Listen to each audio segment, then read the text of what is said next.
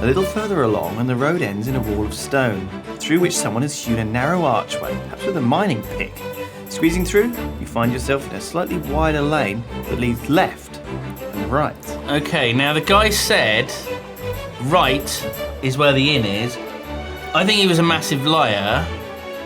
You stand almost at the foot of the city wall once more. The road runs from the right and uphill to the left. Now, what was it Slang told you? A fountain dribbles water into a stone. Let's have a nice drink again, because it seems the water's good. There we go. Cup your hand and drink from the fountain. Feeling better, you look where to go next. I think I will go left and not right, because I don't trust the guy. That looks like an inn. Look at it. That looks like an inn there. Does look like an inn. Palatine Hill. The road climbs further, looping back on itself as it climbs. Several little alleys disappear off between homes and buildings on either side. This area of town is a spider's web that would be easy to lose oneself in. You pass a shop with a brass sign above its door. Metal Workers Guild. What a strange name for an inn. Shall we go? Yeah. Let's have a look. Boss, that's not an inn. You open the door and enter the small building to find a messy workshop littered with pipes, tubes and barrels that leak hot gases into the air. A gnome and a troll are leaning over the innards of some kind of machine, tinkering and turning spanners. They don't notice you come in. Hello! You greet them. You call out to the pair and wave, but they are so engrossed in their work they do not notice you. But something does. From the corner of the room you hear a squeal and see movement. Look around. You look round and your attention is caught by a brass statuette of a pig standing on its hind legs. It seems quite extraordinary. It seems quite ordinary, except that as you watch, it hiccups. There's a brass statuette of a hiccuping pig. What are you gonna do? Take the statue. You go over to the statue, thinking to slip it into your pack and maybe sell it somewhere. But when you reach for it, it hops 2 feet across the floor. Flute, even. Out of your reach. It's typo. The movement disturbs the troll, who looks round and stares at you blankly, chomping his upper lip with oversized teeth. The gnome is more friendly, lifting up his eye shields and smiling. Ignore my dumb friend, he beams. Welcome to our little shop. What is this place? This is the Metalworkers Guild, the gnome replies proudly. That's metalwork, not blacksmithery, but no one seems to have much interest in metalworking. It's the future, of course. The troll burps. Do you make plate armor?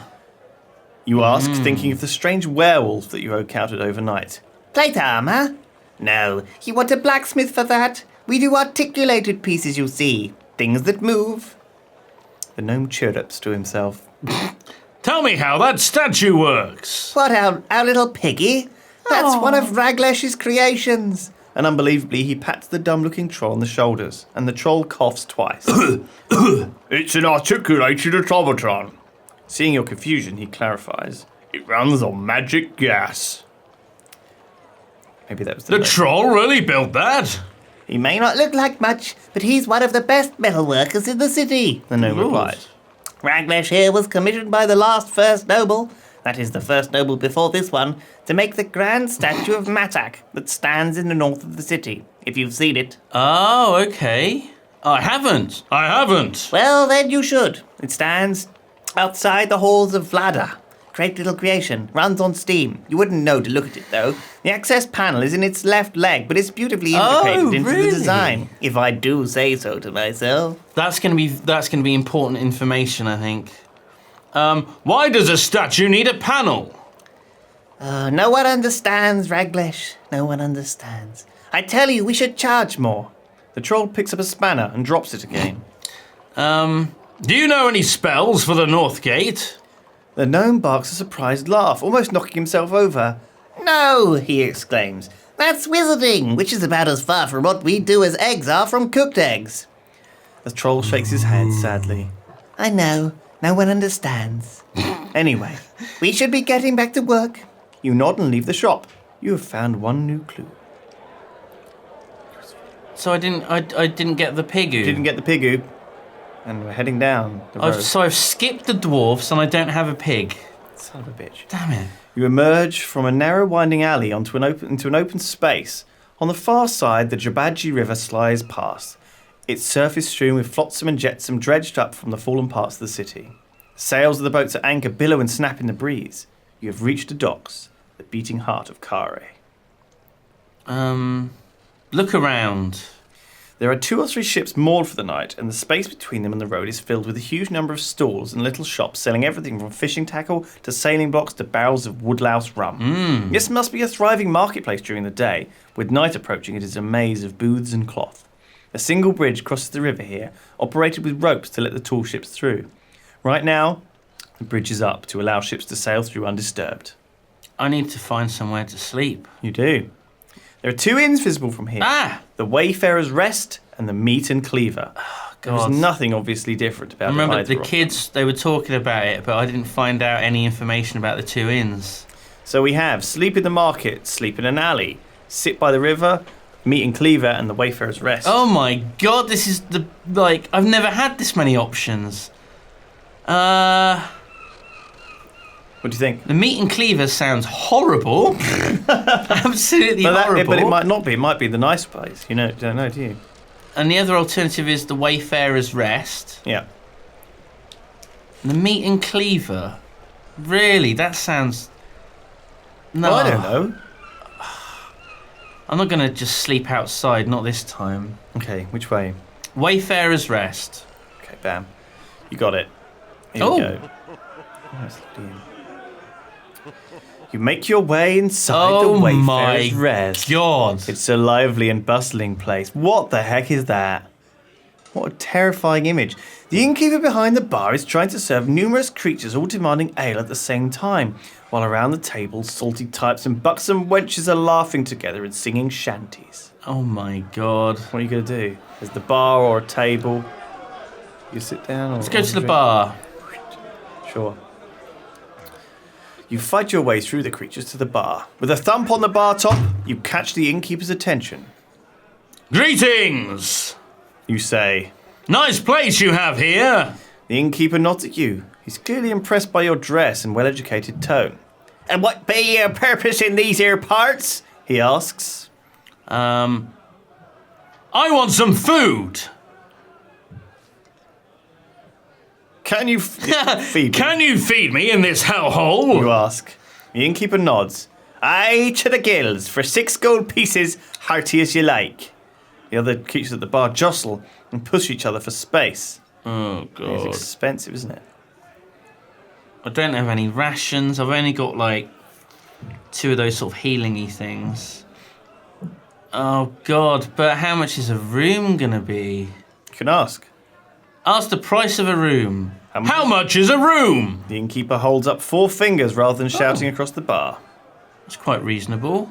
Tell me the price of your ale. The innkeeper holds up 1 finger.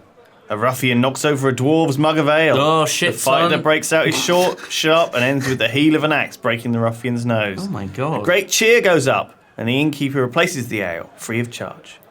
Buy some ale. I'll have a mug then, you declare. You lay down a coin, and the innkeeper passes you a flagon. Drink my ale. You knock tankards with the creatures on either side of you, then drain the beer in one swoop. It is nutty and pleasant and fills your stomach with a pleasing warm glow. Finest in Kare, the innkeeper remarks, seeing your satisfied smile. Ain't nothing that beats a good glass of Wayfarer's Rape. You should have another too. The second's always better. Let's get another one. Buy another flagon of ale. Sure. You buy another flagon of beer. Drink my ale. You knock back your second mug of fine ale and feel yourself ruddy with good health. This inn is a charming place, really, and the people here are very friendly. The innkeeper nods with approval. All the best can put it away, he remarks. Do I want to just keep drink? Buy another flagon of ale. Oh my God. You buy some more beer. Drink my ale. You sweep back a 3rd mug of ale. The effect is immediate. Uh-oh. First your eyes start to fizz and then your head starts to ache. You half get to your feet, but you can barely work out which way is up. 3 blurry men approach and take you by the arm. You all right? He asks. Let me help you with that. Something moves and you feel a hard blow on your head. About 3 seconds later, you realise you have been knocked unconscious as everything goes by. What do you mean I realise I've been knocked unconscious? Oh my god, I'm on a ship! Your eyes open. Your head is thundering and feels ready to split. Sit up. Oh, this is a disaster. You sit up and lift your hand to rub the back of your head.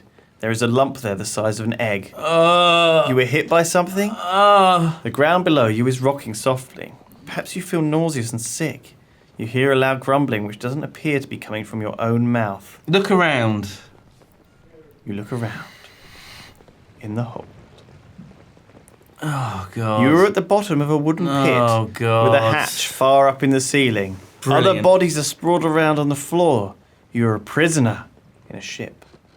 Check myself over. At least you still have your pack and your sword, but then you realise half of your gold has gone missing. It's lucky that you were keeping multiple pouches so you have not lost everything. The wooden walls either side creak and groan. You are definitely in the hull of a boat. Someone taps you on the shoulder and you look around to see an old man. It takes a moment to place him. It is Thomas, the old soldier you met outside the city walls. From bad to worse. Oh, you How did did the he old do man. his voice? He was just an old man. From bad to worse, eh? He remarks. I think being trapped outside the city was worse than being trapped in here. What do we want to say? What happened to you? You ask. It's not a long story. I got into the city, as you know. I outran the guard, He grins, but then his grin fades. but I couldn't afford a bed, so I slept rough. Woke up here. His face turned serious. But we have to get out somehow. If we stay down here, something terrible will happen. What? You ask, not about to be scared by vague warnings. Time was, worst thing Vic could do is sell you down the river. These days, I hear he has a wolf. I heard the Slayer say something about a cage. Slaver's cage, he murmurs under his breath. Maybe when they... Oh, no, it's yours. Maybe when they lower it down, we can climb back up. Right. The other prisoners around you groan and sigh. You cannot understand what they say, however. They all seem to speak in different tongues. Let's see if we can cast How. See if we can escape. Find a way of escape. What are our options here? Well, we do have a house, so let's do that, shall we? Oh, yeah. Here we go. How? You cast the spell and a calmness enters your mind. You wait for the voice that will tell you how best to escape, but nothing comes. The spell fades and you are none the wiser. Great. Does that mean there is no way out? Oh, maybe not at the moment. Just see what other spells we've got. Yeah. You can always cancel if we don't want to cast one. We've got open locks. That's probably not going to help us. We've got what have we got here? Zip. Teleportation. That's What might was be useful. the other Z? Zen? Hover in the air. Can't do that, unfortunately. I guess the other one is zap. If we wanted to lightning bolt someone. I don't think that's a good idea. No. Do you? Okay. Kid. What do you think? Or kin? Create illusions or summon a replica creature, all these things that we can do, but Well, can't because we don't have the requisite items. items. We're useless. Rap. Do a rap. Talk all languages. That would be a green-haired wig. Green-haired wig is really useful. Could have been good, couldn't it, if we'd got that? Dud. Illusion of treasure. Oh, I don't think any of these are good, do you? They're not. Oh, I'm in a real pickle here. It's not going to help us, is it? Shout for a god. How's that going to be any help at all? It's not, is it? Let's wait and see what Oh happens. dear. You draw your heels up and wait. Confident an opportunity to escape will appear. Then, as though on demand, the hatch above is opened. Something blocks the light for a few minutes, and then the light returns, bathing the edges of a wicker cage, which the crew are lowering down on a rope. What is it? The other prisoners react immediately, but in different ways. Some begin to scramble away, trying to get as far from the cage as possible, while others wait underneath impatiently and begin trying to climb their way out. A little present from Vic, calls one of the guards with a laugh. This isn't going to be good. Oh, God. I mean, the other prisoners are trying to climb out, and they're not having much success, and there's guards up there anyway. It did look like a pretty deep hole, didn't it? Let's wait and see what it is. The cage swings lower and lower, and you begin to see it is moving. Oh, God. There is something inside. Oh, God. Suddenly a fanged jaw appears Oh, between God. the wicker bars, and the other prisoners jump back in alarm. The thing inside the cage snarls and roars. A wolf of some kind? The rope goes slack as the cage hits the deck, and as it does so, the cage falls open. Oh my God, what do I do? What the hell am I gonna do? What the hell am I gonna do?